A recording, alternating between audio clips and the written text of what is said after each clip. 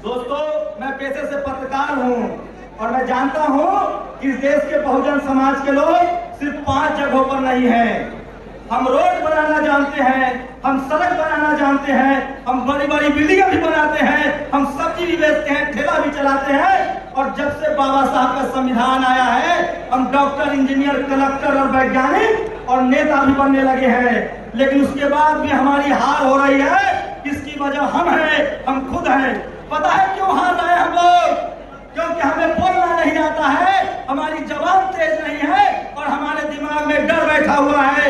तो डर निकाल देंगे ना से, अब नहीं डरेंगे ना, किसी से नहीं डरेंगे ना। हमारे साथ संविधान है। मैं ये बात इसलिए कह रहा हूँ कि मुझे जितने फोन कॉल्स आते हैं, जितने लोग मुझसे मिलते हैं, वो कहते हैं कि आपको डर नहीं लगता है। अरे किससे डरना है? 2 हाथ उसके भी है, 2 हाथ हमारे भी है। अरे उसका पेट पीता हुआ है, हमारे लोग खेतों में मेहनत करते हैं। डर हमें नहीं लगता है, डर हमारे दिमाग में बैठा दिया गया है। और वो डर पता है किसने बैठाया है? टीवी और अखबार ने। मैं पत्रकार के तौर पे आप लोगों से गुजारिश करता हूँ कि इस देश के टीवी और अखबार का बहिष्कार कीजिए। एकदम टीवी अखबार पर देखिए, क्योंकि इस देश के टीवी और अखबार ने आपके नजरों में आपके नेताओं को बेईमान घोषित कर दिया और आपने मान लिया। इस देश में इतने सुंदर पार्क जो बैठे हुए हैं आप, ये मायावती ने बनवाया। इस देश में अखिलेश यादव ने पार्क बनवाया, मेट्रो बनवाया, लालू यादव ने कॉलेज यूनिवर्सिटी बनवाए, मायावती ने कॉलेज यूनिवर्सिटी बनवाया, हेमंत सोरेन, शिबू सोरेन, करुणानिधि, जितने बहुजन नेता है उन्होंने काम किया, स्कूल बनवाए, अस्पताल बनवाए। और इस टीवी अखबार के दलालों ने, मनुवादियों ने हमारे नेता को हमारी नजरों में बेईमान घोषित कर दिया। कोई बेईमान नहीं है, वो सब के सब नेता ईमानदार है। और आपको देखिए, वो इन नेताओं को लड़ाता है आपस में। कभी मायावती जी को अखिलेश से लड़ाता है, कभी नीतीश जी को लालू जी से लड़ाता है। इस लड़ाई को समझना पड़ेगा। और मुझे ज्यादातर कॉल आते हैं, आप लोग पूछते हैं कि हमारे नेता क्यों नहीं एकजुट हो रहे हैं। उसका एक जवाब है, जिस दिन बहुजन समाज एकजुट हो गया, नेता तो दौड़ के एकजुट होगा। और मैं एक और बात कह रहा हूँ, हम सब लोग जो SC, ST, OBC माइनॉरिटी के लोग हैं, गांठ बांध लीजिए। इस देश का शेड्यूल कास्ट सबसे ज्यादा आंदोलन कर रहा है, इस देश का आदिवासी कर रहा है, इस देश के माइनॉरिटी कर रहे हैं। जिस दिन इस देश का हाथी OBC 60% वाला OBC जाग गया, CM PM भी हमारा होगा, SPPM भी हमारा होगा। वोट से चलता है, संविधान से चलता है। और ये OBC के लोगों की जिम्मेदारी है कि अपना CM PM बना लो, अपना SPDM बना लो। नहीं तो खेत जोतते हैं हम, हल चलाते हैं हम, और हमारे बच्चे मारे जा रहे हैं। हमारा रिजर्वेशन खत्म हो रहा है और ये सब 2 लोगों से कर रहा है। ये मनुवादियों का 2 हथियार है, एक टीवी और एक अखबार जो आपके घरों में है। इसका बायकॉट कीजिए। और अब तो मुझे खुशी है, 100 से ज्यादा सोशल मीडिया के लोग हैं। आप लोग इंटरनेट पर पढ़िए, सोशल मीडिया देखिए, तमाम बहुजन चैनलों को देखिए, उनको सब्सक्राइब कीजिए और उनके पत्रकारों के साथ खड़े होइए। आजकल टीवी से देश चल रहा है, आजकल टीवी अखबार से सरकार बन रही है। एक भी बहुजन समाज के पास टीवी अखबार नहीं है। मान्यवर साहब की आज पुण्यतिथि है, परिनिर्वाण है, आज वाल्मीकि साहब को लोग याद कर रहे हैं। सोचिए, मान्यवर साहब कहते थे मनी, मीडिया और माफिया। ये जो कहानी कहता है ना कि मायावती पैसा लेती है, अखिलेश पैसा लेते हैं, ये सब फर्जी है।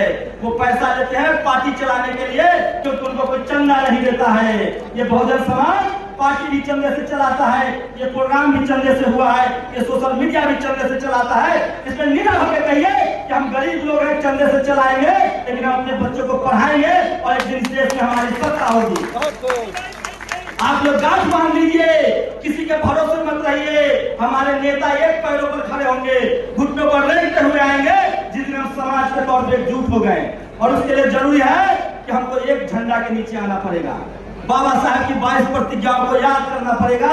एक झंडे पंसील के नीचे आना पड़ेगा, चाहे हमारा धर्म हो, चाहे हमारी पॉलिटिकल पार्टी हो। सोचिए, राजेंद्र प्रसाद सिंह कहते हैं कि इस देश में कांग्रेस और बीजेपी बड़ी पार्टी नहीं है, अमीरों की पार्टी है।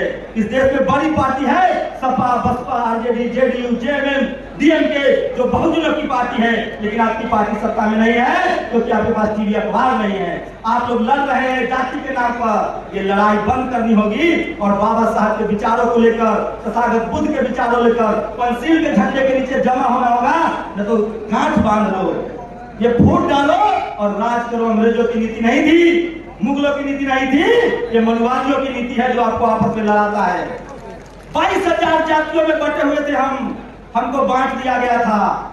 और पहले जब मनुस्मृति थी तो हम शुद्ध और अछूत थे। बाबा साहब ने हमको एससी, एसटी, ओबीसी और माइनॉरिटी बनाया है। किसी से जाति मत पूछो, बस इतना पूछो एससी हो, एसटी हो, ओबीसी हो, जनरल हो, माइनॉरिटी हो। ये संवैधानिक टर्म है, संविधान के हिसाब से बात कीजिए। और मैं आखिरी बार कहना चाह रहा हूँ, इस देश में जिस दिन बहुजनों ने बोलना शुरू कर दिया, सिर्फ बोलना शुरू कर दिया, लिखना शुरू कर दिया, सोशल मीडिया का इस्तेमाल करना शुरू कर दिया, भूचाल आ जाएगा। हमारी सत्ता होगी, हमारे कॉलेज यूनिवर्सिटी होंगे और हमारे बच्चों को सोचिए, आप टीवी नहीं चला सकते हैं। और आखिरी बार कह रहा हूँ, जितने व्हाइट कलर लोग हैं यहाँ जो बढ़िया कपड़ा, बढ़िया पढ़ाई लिखाई करके नौकरी कर रहे हैं, मेरे भाई गांठ बांध लो।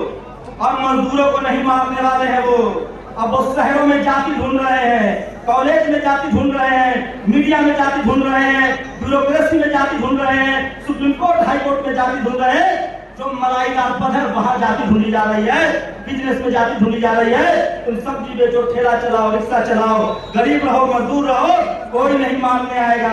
हो सकता है कि तुमको पुचकार कर 10-20 रुपया भी दे दे, लेकिन जब आप मलाईदार पद, एसपीडीएम, कलेक्टर, सीएम जब मांगेंगे तब वो आपकी जाति पूछते हैं और तब आप पर अत्याचार करते हैं। इसलिए जातिवाद जो है वो गांव में नहीं शहरों में आ गया है। उस जातिवाद से लड़ना है। और सोचिए, कल्पना कीजिए, वो कौन लोग हैं जो आपको धर्म के नाम पर लड़ाते हैं? वो कौन लोग हैं जो आपको जाति के नाम पर लड़ाते हैं? वो वही लोग हैं जो आपको चपरासी नहीं बनने देना चाहते हैं। सोचो, वो आपको चीफ मिनिस्टर बनने देगा? जो आपको चपरासी नहीं बनने देना चाहता है वो चीफ मिनिस्टर बनने देगा, चीफ जस्टिस बनने देगा। इसलिए अपने दुश्मनों को पहचानो और पंचशील के झंडे तले, बहुजन यूनिटी के तले एक तरफ आओ। बहुजन हिताय, बहुजन सुखाय। और जब तक हम एकजुट नहीं होंगे तब तक न हमारे पास जमीन है, न हमारे पास पैसा है, न हमारे पास टीवी है, न हमारे पास अखबार है, न हमारे पास बिजनेस है। हमारे पास अभी भी आजादी के 75 साल बाद भी एक चीज है, वो है बाबा साहब का संविधान और वोट का अधिकार। और उसी वोट से सीएम पीएम लेना पड़ेगा। और अगर ये बात आप नहीं मानेंगे तो आप अपने मरने की तैयारी कीजिए। बस एक फर्क होगा, हमारी मौत पहले होगी, बारी आपकी आएगी, तरीका अलग होगा। हमारी मौत सम्मान से होगी, हमारी मौत पे लोग रोएंगे और आप रोज जलावत की जिंदगी मारे जाएंगे। इसलिए अन्याय के खिलाफ, गैर बराबरी के खिलाफ खड़ा होना होगा, बोलना पड़ेगा, लिखना पड़ेगा। और सोशल मीडिया का इस्तेमाल कीजिए और अपने दिमाग से डर से निकालिए। बुद्ध ने कभी हथियार नहीं उठाया, लेकिन उन्होंने अंगुलीमाल को बदल डाला। हमारे पास ऐसे महापुरुष हैं, तो हमें बुद्ध के रास्ते पर चलकर संविधान को मानते हुए अपनी आवाज को बुलंद करना होगा। और टीवी अखबार से टाटा बाय बाय कीजिए, नहीं तो पीढ़ी दर पीढ़ी गुलाम रहेंगे और वो आपको अपने ही नजरों में आपको गिरा देगा। शुक्रिया। जय हिंद।